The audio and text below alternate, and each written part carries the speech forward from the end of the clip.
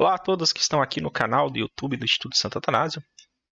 Vamos para mais um Isa Notícias. Hoje é para comentar aquela fala polêmica do Papa Francisco sobre ele gostar de pensar que o inferno está vazio e que deu muito rebuliço na internet, etc. E hoje nós vamos fazer um programa um pouco diferente. Mas, antes de mais nada, iniciaremos depois da vinheta.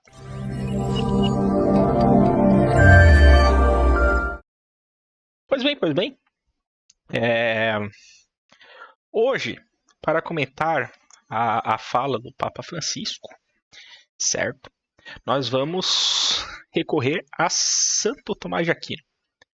Então, o nosso objetivo aqui no Isa Notícias não é ficar repetindo o que muitos já disseram, o que muitos já repetiram, ficar entrando na polêmica e tal. Hoje nós vamos tratar um pouco da doutrina e do argumento que é o seguinte. Sendo evidentemente um absurdo que o inferno está vazio, nós nem vamos entrar nessa seara. A questão é o seguinte: a maioria dos homens, ela se salva ou a maioria se condena? Qual que é a opinião de Santo Tomás de Aquino nisso? Então, nós vamos ver a opinião do Santo Tomás de Aquino a respeito deste tópico. E por falar em Santo Tomás de Aquino, quem é de Curitiba e região, convido aí no nosso site institucional, institutosantoatanasio.org, e no link eventos e missa tridentina, e lá tem o nosso calendário. Chama a atenção que o que vai ser dito aqui é uma pitada do que a gente vê ao longo dos anos às quintas-feiras. Então, a partir do dia 15 de fevereiro, nós teremos o curso de Introdução à Metafísica. Eu quero me aprofundar na filosofia, eu quero entender as coisas, eu quero sair desse kantianismo, desse hegelianismo que nos oprime, nos deixa burro, quero começar a enxergar as coisas, tais como elas são, tal.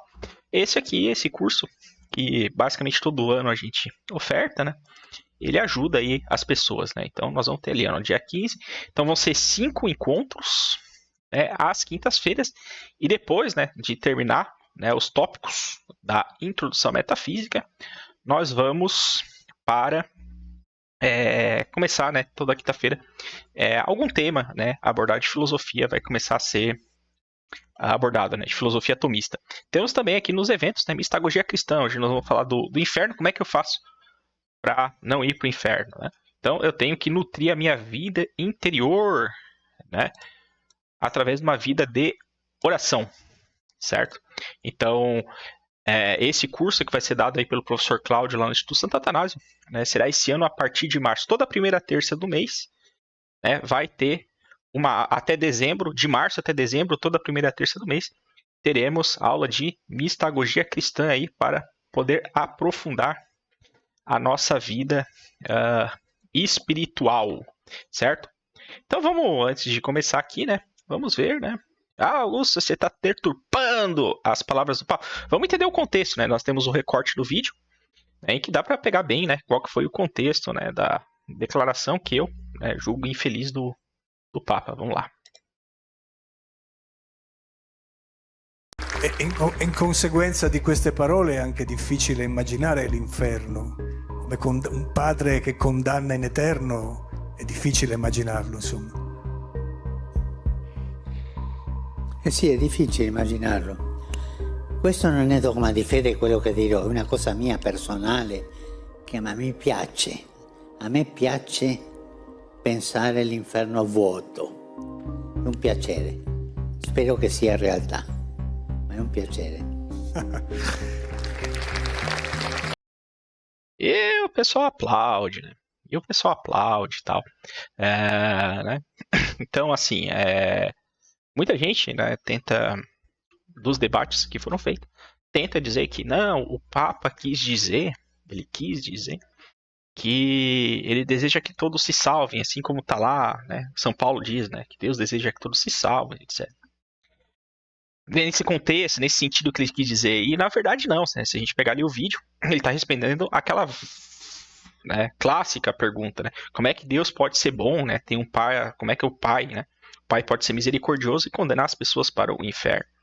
Né? E o Papa Francisco, né, em vez de responder com a doutrina, né, e tal, ele responde dizendo: gosto de pensar que o inferno está vazio. Né? Então, é realmente grave. Tem o atenuante, né, não sejamos injustos, tem o atenuante que ele diz: ó, isso não é dogma, né, é uma opinião pessoal minha. Tal, né? Ele não quis cravar, digamos assim, mas bom, o Papa falar uma coisa dessa é sempre escandaloso, né? Tivemos alguns dias notícias atrás, aquela notícia a gente comentou sobre os conservadores, né? E teve muitos conservadores que foram puxar a opinião teológica do von Balthasar. O von Balthasar defendia esse otimismo meio bocó aí de que o inferno existe, mas ele tá vazio e tal. Então tem gente que foi resgatar essa doutrina para tentar justificar o Papa Francisco. Né? Os conservadores, eles são sempre astutos, no mau sentido da palavra. E não é assim, né, que a tradição, as escrituras falam, né? Tem a parábola do joio e do trigo, tem o Apocalipse no fim dos tempos, né, que vão ser separados, né, os justos dos ímpios e tal. Então, assim, o inferno não está vazio até porque os demônios estão lá. A questão, se está vazio ou não, reputaríamos aqui como muito óbvia. O que nós vamos tratar, na verdade, hoje, é se a maioria se salva ou a maioria não se salva. Né? Vamos para a Suma Teológica, certo? O artigo é se é certo o número de predestinado. Veja que o artigo ele vai falar sobre, né, o número de predestinado ele tá fechado ou não tá. Na verdade, então, a questão se a maioria vai ser salva ou não, ela é uma subquestão dessa questão. Então, a questão do se é certo no número predestinado, nós não vamos entrar.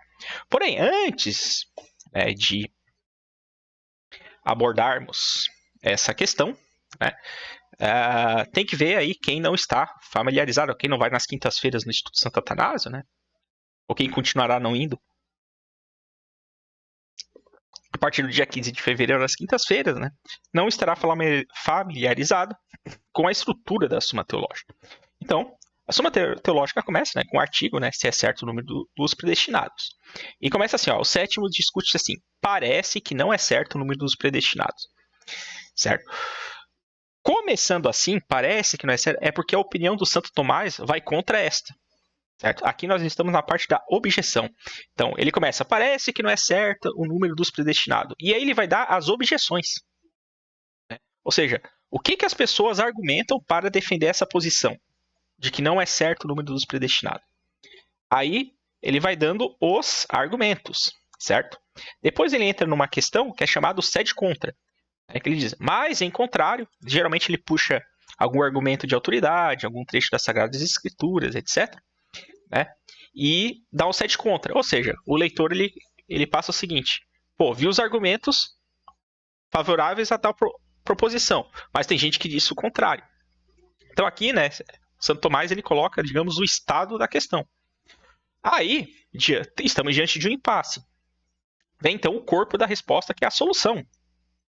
Aí o Santo Tomás ele vai desenvolver o raciocínio dele, né, em relação à questão e, né, vai responder, no caso, né, porque ele vai refutar então o que foi dito no começo. Parece que não é, mas daí ele vai refutar isso, certo? E aí vem a coisa mais interessante, que é o que nos interessa aqui. Ele foi lá, desenvolveu a solução. O que ele faz? Ele responde uma por uma as objeções dadas no início. Então nós temos a resposta às objeções, né? Onde a resposta à primeira objeção, resposta à segunda objeção, resposta à terceira objeção. No que se refere ao que nós vamos tratar no Isa Notícia de hoje, a questão é a seguinte: a maioria vai para o inferno ou não vai, certo? A maioria vai ser salvo ou vai para o inferno? Vai para o céu ou vai para o inferno? Né? Essa é a grande questão. Então, o argumento está dado aqui no número 3, certo? Então veja, olha só que interessante. Né? Então, eu vou argumentar que a maioria vai ser salva. Né? Olha o argumento que tem. A obra de Deus é mais perfeita que a da natureza. Ora, nas obras desta, ou seja, na obra da natureza, o bem se manifesta quase sempre, E em poucos casos, a falha é o mal. É o que ele está querendo dizer. Pô, a obra de Deus é mais perfeita e as coisas da natureza elas funcionam, certo? Em poucos casos tem alguma anomalia, por assim dizer. Continua. Se, pois, Deus instruísse o número certo dos que deveriam salvar, mais numerosos deveriam ser os que se salvassem que os que se condenassem. E aqui, né, na continuação, ele começa o sede contra, né? Mas a Escritura diz o contrário. Larga é a porta e espaçoso é o caminho que guia para a perdição, e muitos são os que entram por ela. Então, veja, a gente tem a porta é larga ou a porta é estreita, né? O primeiro argumento é o seguinte, pô, a obra de Deus é mais perfeita que a natureza, na natureza pouca coisa falha. Se Deus tem um número, né? Se Deus tem um número dos eleitos, né? Se há um certo número dos eleitos até o fim dos tempos vão, né? Se Deus desse esse número, né? Mais numerosos do que esse número é os que vão se salvar. Então, assim, esse argumento ele tem uma certa sofisticação, mas não é muito diferente do que o cara quis dizer. Tipo assim, pô, se Deus é um pai misericordioso, ele não deveria salvar a maioria das pessoas?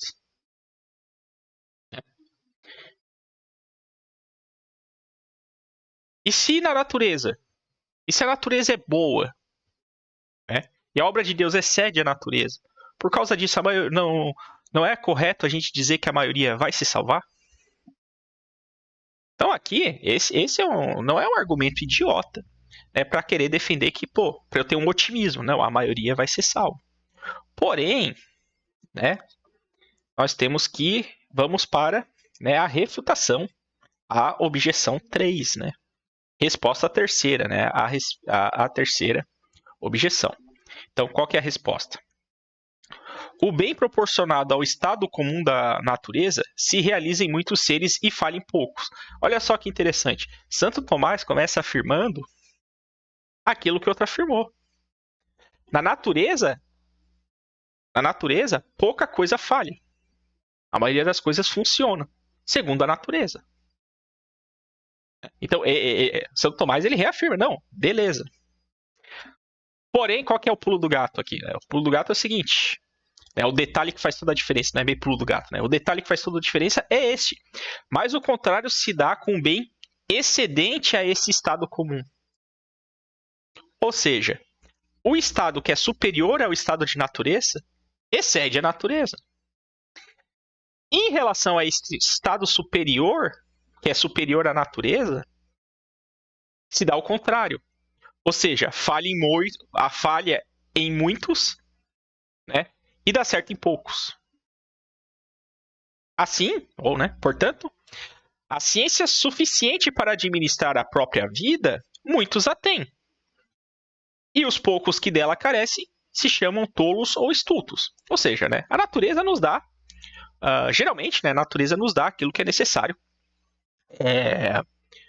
para a gente conseguir viver. Né? Pô, a gente tem mãos para poder fazer obras, a nossa inteligência funciona para a gente entender mais ou menos as coisas, se movimentar na realidade, para a gente poder se comunicar uns com os outros e tal. Algumas vezes, né, algumas pessoas especiais vão ter algumas privações, né?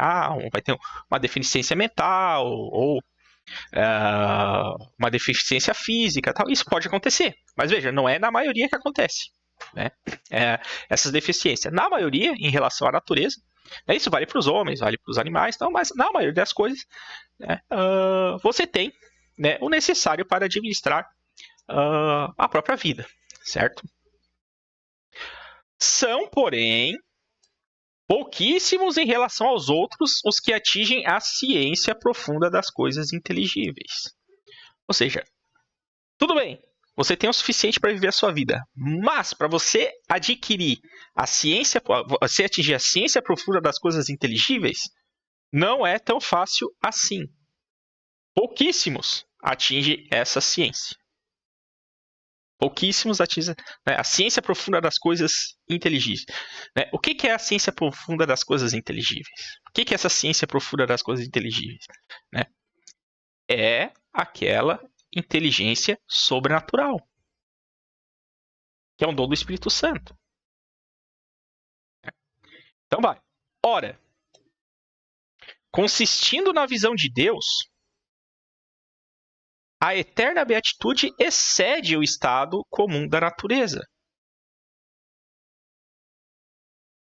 Sobretudo porque a graça se perdeu pela corrupção do pecado original.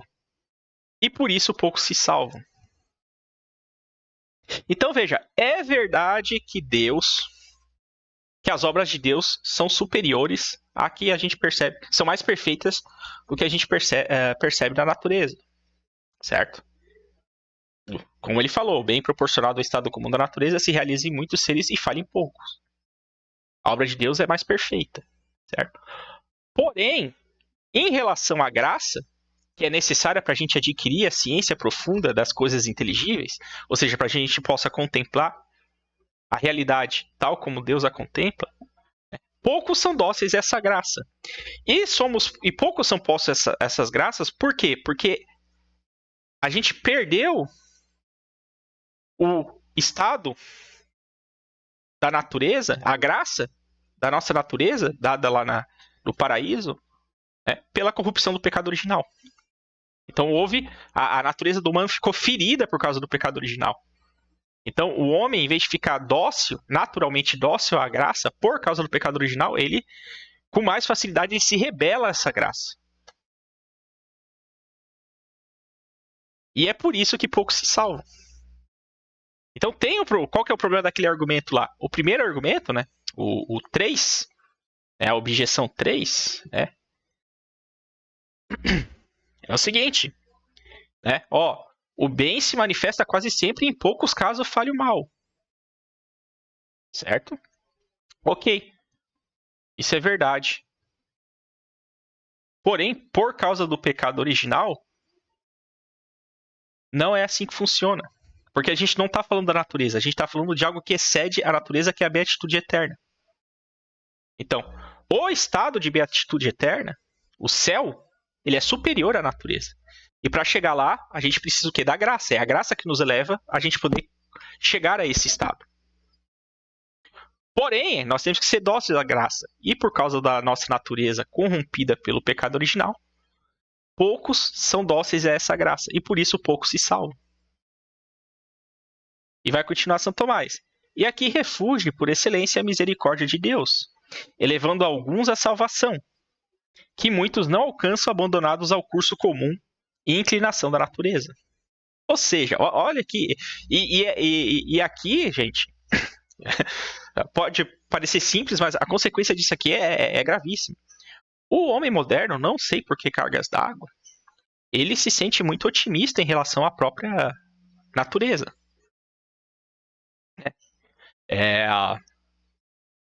Porém, por causa do pecado original, se o homem se abandonar ao curso e inclinação da sua natureza, ele não vai se salvar. Por quê? Para se salvar, você precisa da graça. Deus, aí vem aquela questão. Tá, mas Deus não quer que todo mundo se salve? Então, e aqui refugie por excelência a misericórdia de Deus, elevando alguns à salvação. O que significa isso? Deus manda a graça a todos. Porém, infelizmente, por causa do pecado original, poucos serão dóceis a essa graça. A maioria vai seguir a natureza, essa natureza está corrompida pelo pecado original, e não vai ter forças, ou seja, não vai ter os instrumentos necessários para atingir a beatitude eterna, para ir para o céu. Porque ir para o céu só é possível pela graça. Pela própria natureza humana é impossível. Então não basta você ser um bom cidadão, mas eu não faço mal a ninguém, etc. Se você não for católico e não buscar os remédios sobrenaturais, que são os sacramentos, não vai dar. Como diz lá o Felipe Franco lá pro Bambam, né? Não vai dar, não. Bom, seria isso o Isa Notícia de hoje, né? Um pouco mais tomista do que o comum. E espero que tenham gostado. Novamente, né, o convite aí para quem quiser participar, que é de Curitiba e região, né? E quiser se aprofundar, né, nas questões filosóficas, discutir isso, né, inclusive em sala de aula, né, os encontros de quinta-feira sobre filosofia tomista são bem propícios a isso. Né? institutosantoatanasio.org/eventos. E viva Cristo Rei!